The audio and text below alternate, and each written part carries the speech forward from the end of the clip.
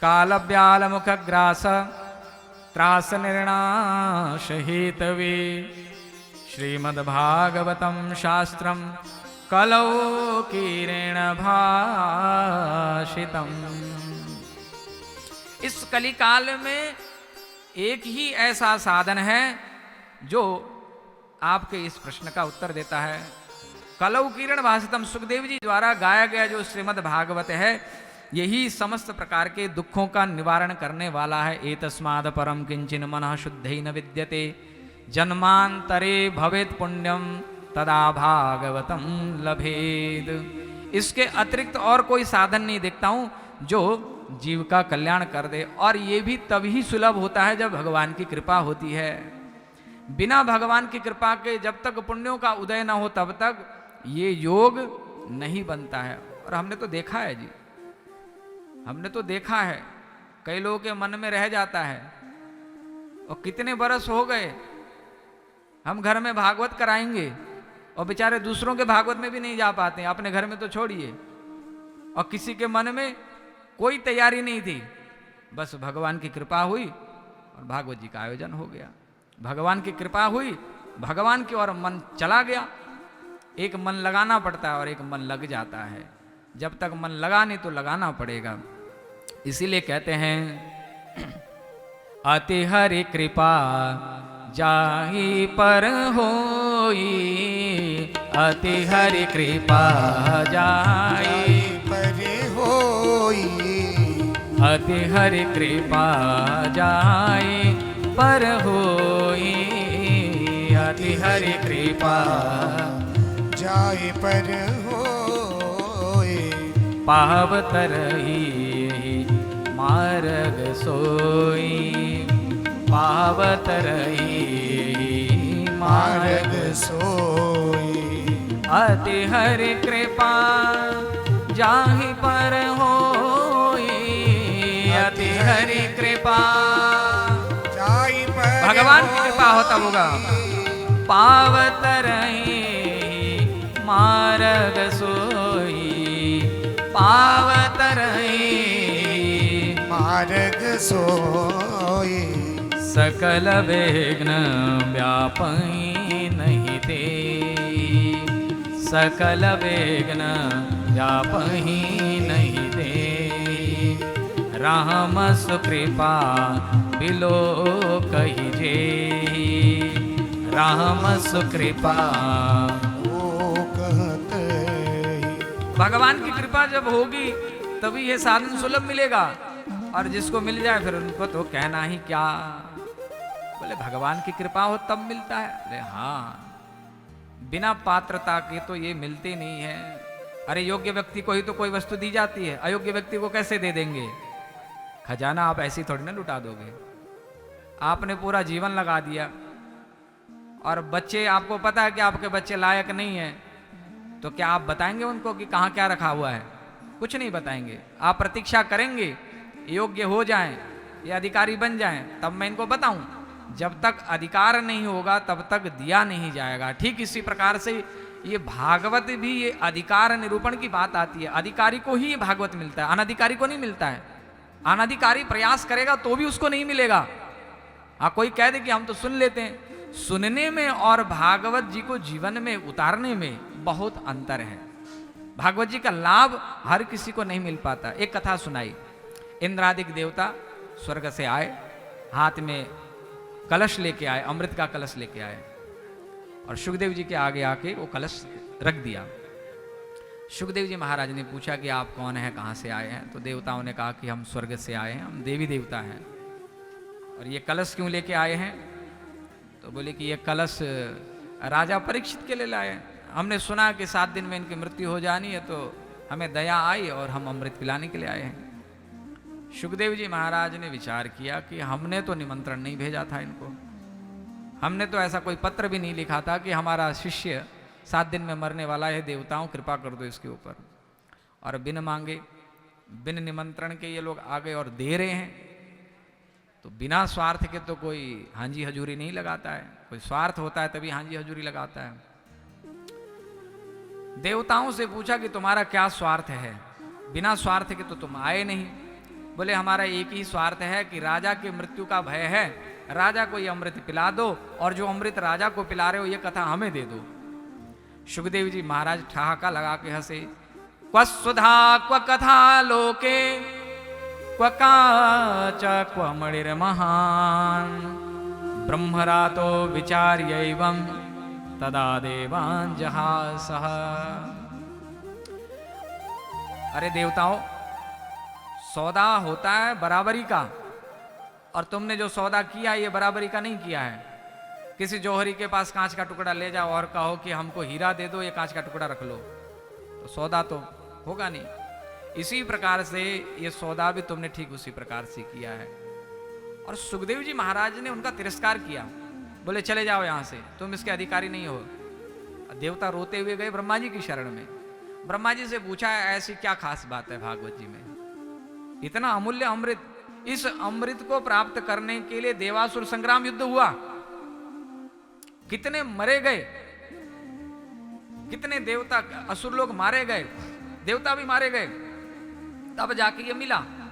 और इसको इतना सुरक्षित रखा जाता है इंद्र के दरबार में, इंद्र के आसन के नीचे, वहां भी सांप सर्पों ने कुंडली मार के इसकी सुरक्षा की हुई है कि कोई पहुंच जाए। पहली बात तो उस अमृत को प्राप्त करने के लिए जीते जी तो कोई नहीं प्राप्त करेगा, पहले इतने पुण्य कमाओ कि मरने के बाद सीधा स्वर्ग पहुंचो।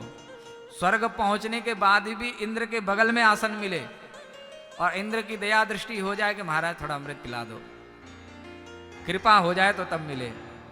इतना अमूल्य खजाना और ऐसे ही ला करके वो दे रहे हैं। और ब्रह्मा जी ने उनका तिरस्कार किया, बोले कि हमने सहज ही ये अमृत दिया, उन्होंने तिरस्कार किया। देवताओं को समझ में नहीं आया। ब्रह्मा जी ने कहा ठहर जाओ, 7 दिन तक कथा होने दो, उसके बाद रहस्य मालूम पड़ जाएगा। 7 दिन बाद परीक्षित राजा को जब मुक्ति मिल गई कथा की बदौलत, तो देवताओं को समझ में आया और देवताओं ने कहा मैं निरे भगवद रूपम, इसको साक्षात भगवान का रूप माना। अब यही प्रश्न, ऐसा क्या है इस अमृत में, ये प्रश्न सहज रूप से हम सबके मन में होना चाहिए। भागवत इतना अमूल्य है कि अमृत से भी श्रेष्ठ कहा गया। अच्छा एक बात पूछूं आपसे, अमृत का अर्थ क्या जानते हैं आप? अमृत का अर्थ क्या होता है? प्रश्न पत्र पे आएगी अमृत, इसकी परिभाषा कीजिए, क्या लिखेंगे? अमृत का अर्थ है पीने, जिसको पीने के बाद मरे नहीं, अमृत, उसका नाम है अमृत। तो क्या देवी देवता नहीं मरते हैं? ये अमृत पीने वाले क्या ये नहीं मरते हैं? भागवत जी में ही 4 प्रकार के प्रलय का वर्णन आता है, और जब प्रलय आता है तो सब मर जाते हैं, ब्रह्मा जी भी मर जाते हैं, कोई नहीं बचता है। यहां तक कि भगवान नारायण भी उस समय चिर निद्रा में चले जाते हैं, मरते नहीं है, चिर निद्रा में विश्राम में चले जाते हैं। फिर से सृष्टि का निर्माण करना पड़ता है। तो फिर अमृत नाम सार्थक कैसे हुआ? उस अमृत की वो महिमा नहीं है, ना मरने वाली बात नहीं है। उस अमृत का केवल इतना ही लाभ है कि जरा व्याधि से आप भय मुक्त हो जाते हैं, बस इतना ही उसका लाभ है। उस अमृत का अर्थ यही है कि आपको बुढ़ापा नहीं व्यापेगा, आपको कोई रोग शोक नहीं होगा, आप हमेशा तरुण के तरुण बने रहेंगे और आप केवल भोगों को भोग सकते हैं, भोगने की क्षमता आपको ज़्यादा मिल जाएगी। उसके अतिरिक्त उसका और कोई लाभ नहीं है। जितने बड़े बड़े यज्ञ अनुष्ठान कर लो, हमको मरने के बाद स्वर्ग मिल जाए, स्वर्ग मिल जाए, वे मूर्ख लोग हैं जो स्वर्ग की कामना। भक्ति शास्त्र में तो सीधा कहा गया कि वे मूर्ख लोग हैं। भक्ति शास्त्र का अनुगमन करने वाले जो भक्त लोग हैं, स्वर्गादिक तो क्या ब्रह्मादिक लोग पर्यंत जितने भी लोग हैं उनको तिनके के समान भी नहीं समझते हैं। वो सब झूठे हैं, बेकार हैं। एक प्रकार से कपोल कल्पना कहते हैं ना, तो झूठा लालच दिया गया, क्योंकि संसारी लालची है। अब जब तक लालच ना दे तब तक आगे बढ़ेगा नहीं। ये झूठा लालच दे दिया और सारा संसार उसी में डूबा मरा है कि हमारे तो स्वर्ग तैयार बैठा हुआ है, हम स्वर्ग में जाएंगे। अरे स्वर्ग में जाओगे तब भी यहीं आओगे। नरक में जाने वाला भी लौट के यहीं आया, स्वर्ग में जाने वाला भी लौट के यहीं आया। तो स्वर्ग जाने वाले ने विशेष क्या किया, क्या कमाया? कुछ कमाया? जब लौट के यहीं आना है तो कमाया क्या? कुछ भी तो नहीं कमाया। स्वर्ग में कोई विशेष लाभ नहीं है, वहां भी राग द्वेष छूटता नहीं है। कथाएं बहुत हैं, सुनाएंगे आपको। वहां भी राग द्वेष नहीं छूटता है, यहां भी नहीं छूटा, वहां भी नहीं छूटा। फिर काय को स्वर्ग जा रहे हो? क्यों स्वर्ग की कामना करते हो? मत करो। एक अमृत है देव भोग्या अमृत, उसका फल इतना सा ही है, जरा व्याधि आपको नहीं व्यापेगी, बस उसके अलावा कोई फल नहीं है। एक अमृत है सर्वभोग्या, जिसको हम आप सब भोग करते हैं। वो अमृत कौन है? कौन सा है? ये जो हम भोजन करते हैं, फल फूल कंदमूल खाते हैं, इसमें भी अमृत है। अमृत ना होता तो हम कैसे जिंदा रहते? अमृत ही तो जिंदा रखता है। मनुष्य जो खाता है फल फूल कंदमूल अनाज जो खाता है, ये भी अमृत ही है। रात को चंद्रमा की जो किरण पड़ती है ना अनाज में, प्रकृति पर जो चंद्रमा एक अमृत किरण बरसाती है, आप हम पूर्णमासी की रात को खीर बना के रखते हैं ना कि अमृत की बूंद पड़ेंगी, उस दिन कोई विशेष उसी दिन पड़ता है ऐसा नहीं है। चंद्रमा तो नित्य प्रति अमृत की वर्षा कर रहा है। चंद्रमा नित्य प्रति अमृत की वर्षा ना करता तो ये अनाज में अमृत नहीं आता और ना ही हम जिंदा जीवित रह सकते थे। एक सर्वभोग्य अमृत, ये अमृत है। और एक अमृत है भगवत भोग्या अमृत, जो भगवान स्वयं भोग करते हैं। वो अमृत कौन सा है? वो अमृत है, आप कथा सुनेंगे आगे, भगवान कृष्ण वेणु बजाते हैं, बांसुरी बजाते हैं, गोपियों को बुलाते हैं, गोपियां उन्मत्त पागल बावरी हो जाती है और कृष्ण को बड़ा आनंद आता है। गोपियां जब रोती हैं, दुखी होती हैं, व्यथित होती हैं, पीड़ित होती हैं, संतप्त होती हैं, यहां तक कि मरने की नौबत तक आ जाती है। कहते हैं कि सिंचांगनस्त्वधरामृतपूरकेण हासावलोक कलगीत जहृक्षयाग्निम नोचेद वयम विरहजाग्नुपयुक्त देहा ध्यानेन याम पदयो पदवीम सखेति।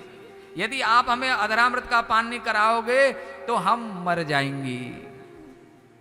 इतनी संतप्त हो गई है कि मरने तक के लिए वो तैयार हो गई है। और भगवान ने बुला के ये वेदना जगाई है। ऐसा क्यों? भगवान को अच्छा लगता है। जैसे हम अमृत भोगते हैं ना संसार का, हमारा पेट इससे भरता है, तो बोले भगवान का पेट कैसे भरता है? भगवान भूखा तो नहीं है, लेकिन उसको भूख लग जाती है। कब भूख लगती है? बोले कि भगवान को चाहने वाला कोई पैदा हो जाए, भगवान को चाहने वाला कोई जन्म ले ले, तो भगवान को भी भूख जगाती है। जब तक गर्भ में बालक नहीं आता तब तक माता के स्तन में दूध नहीं आता है। वो जब पूर्ण नारी बन जाती है कि स्त्री, जब वो माता का रूप धारण कर लेती है, देखिए कितनी बड़ी विलक्षणता है, तभी उसके दूध आता है, उससे पहले दूध नहीं आता है। और जब तक बालक को दूध की आवश्यकता है तब तक ही दूध रहेगा। बालक को अब दूध की आवश्यकता नहीं है तब नहीं रहेगा दूध। यही सिद्धांत भगवान का है। जब बच्चा पैदा हो जाता है, अर्थात भगवान का बच्चा पैदा हो जाता है। भगवान का बच्चा कौन? भक्त। जब भगवान देखते हैं कि मेरा भक्त कहीं पैदा हो गया तो भगवान के स्तन में दूध आ जाता है, अर्थात भगवान को भूख लगाती है भक्त से मिलने के लिए, भगवान को पिलाने के लिए, और भक्त का प्रेम पान करने के लिए। भगवान, याद रखना, भगवान पिलाते भी हैं और पीते भी हैं। भगवान प्रेम रस पिलाते हैं, भक्ति का मदवा पिलाई के, भक्ति का मद चढ़ा देते हैं, मद पिलाते हैं, और भक्त से भी पान करते हैं। सर्वभोग्या भगवत भोग्या। ये भगवत भोग्या क्या है? भक्त जब उन्मत्त होता है, विरह कातर होता है, रोने लगता है, बिलखने लगता है, हाथ पांव मारता है, हा केशव, हा माधव, हा मुकुंद, हा मुरारी, हे कृष्ण, जब कह के रोने बिलखने लगता है, तो उसके अंग अंग से जो ये अमृत टपकता है ना, भक्ति का अमृत, ये ठाकुर पान करते हैं उसको। गोपियों के अंग अंग से जो भक्ति का रस टपक रहा है उसको ठाकुर पान करते हैं। वंशी से पहले अमृत भेजते हैं और उसी अपने अमृत को ही गोपियों से, अर्थात भक्तों का जब भाव उमड़ता है, वही भाव भगवान अपने नेत्रों से पान करते हैं, भाव से पान करते हैं। ये भगवत भोग्या अमृत, और ये भगवत भोग्या अमृत ही है ये श्रीमद् भागवत जी। क्योंकि भागवत जी में भक्तों के चरित्रों को गाया गया है। यह भगवान की महिमा नहीं है, ये भगवान के भक्तों की महिमा है, और उन महिमा को सुन के भगवान प्रसन्न होते हैं। तो भगवत भोग्या ये अमृत है भागवत। और इस अमृत को पीने के बाद, वो अमृत पीने के बाद में मरने की स्थिति आएगी जरूर, भय है मृत्यु का, लेकिन ये अमृत पीने के बाद अंतिम में जब सुखदेव जी ने राजा परीक्षित से कहा तुम तो राजन मनुष्येति पशु बुद्धि मिमाम जही, राजन तुम मरोगे, ऐसी पशु बुद्धि का त्याग कर दो। राजन परीक्षित ने क्या कहा? सिद्धोस्मि अनुगृहीतोस्मि भवता करुणात्मना। हे प्रभु, आपने जो भगवान की कथा सुनाई है उस समय सिद्ध हो गया, अनुग्रहित हो गया, आपकी कृपा मिल गई। ये है असली अमृत। जब जीव कह दे प्रभु मुझे कुछ भी नहीं चाहिए, जिस दिन हमारे मन में आ जाए मुझे कुछ नहीं चाहिए संसार से, पेट भर जाए संसार के लिए और भूख जग जाए परमात्मा के लिए कि वो मिला नहीं, कब मिलेगा कब मिलेगा, समझना कि अब हमें अमृत मिला। और भागवत जी यही अमृत देने के लिए तो आए हैं, भागवत जी यही अमृत देते हैं। मैंने पहले भी आपसे कहा कृष्णार्थी और धनार्थी, जिसको संसार चाहिए संसार भी मिलेगा भागवत जी से, क्योंकि वैष्णवों का धन है, इसलिए वैष्णव बन के अगर ग्रहण करेंगे तो आपको वो धन मिलेगा जो संसार में कहीं भी खरीदने से नहीं मिलेगा। और एक बार वो धन मिल गया फिर आपको कहीं भी हाथ पसारना नहीं पड़ेगा, आप मालामाल हो जाएंगे। आप ऐसे मालामाल हो जाएंगे कि आपको इस जन्म में क्या, किसी भी जन्म में किसी वस्तु पदार्थ की कामना नहीं रहेगी। ये वो अमृत प्रदान करने वाला, इसलिए यहाँ अधिकार निरूपण, यह जो चरित्र आया ये अधिकार निरूपण का चरित्र आया, क्योंकि स्वर्ग के जो देवता हैं ये भोगी हैं। अभी भी देखिए सौदा करने के लिए आए हैं, यहां भी इनको स्वार्थ ही दिखता है। अरे अधिकार तो आता है आकर के हाथ जोड़ करके प्रभु कृपा करिए हमारे ऊपर, हमें भी भागवत दान दीजिए, हम भी भागवत को श्रवण करें, ऐसा कहे तो नहीं देने वाला भी लुटा देता है। ये अधिकारी है, इसको देना है। राजा परीक्षित अधिकारी थे, सर्वस्व त्याग करके गंगा तट पर बैठे। इतना बड़ा साम्राज्य का त्याग एक क्षण में नहीं हो सकता, कोई महापुरुष ही त्याग कर सकता है। वो अधिकारी थे, वो महापुरुष थे, इसीलिए महापुरुष को कोई विशेष वस्तु देनी होती है तो महापुरुष ही आते हैं। लेकिन स्वर्ग के जो देवता हैं ये महापुरुष नहीं है, ये भोगी हैं, ये वासना वासित हैं, आज भी कामना लेके आए हैं, इसलिए नहीं मिला उनको, जाओ तुम यहां से, तिरस्कार कर दिया। इसलिए ये जो भागवत ये अधिकार का विषय है। अगर आप हमें ये मिला है इसका दुरुपयोग ना हो। अगर किसी ने अधिकारी समझकर दिया है तो एक सावधानी हमें जीवन में चाहिए, हम जो भागवत के श्रोता हैं, भागवत के विद्यार्थी हैं, कि भगवान ने कृपा करके अगर भागवत हमें प्रदान किया इसका दुरुपयोग ना हो, इसका निरादर ना हो। इसका दुरुपयोग और निरादर क्या है? भगवान को ही दिलाने में समर्थ जो साधन है उससे हमने मांगा तो क्या मांगा, संसार ही मांगा। यही इसका दुरुपयोग है, यही इसका अपमान है।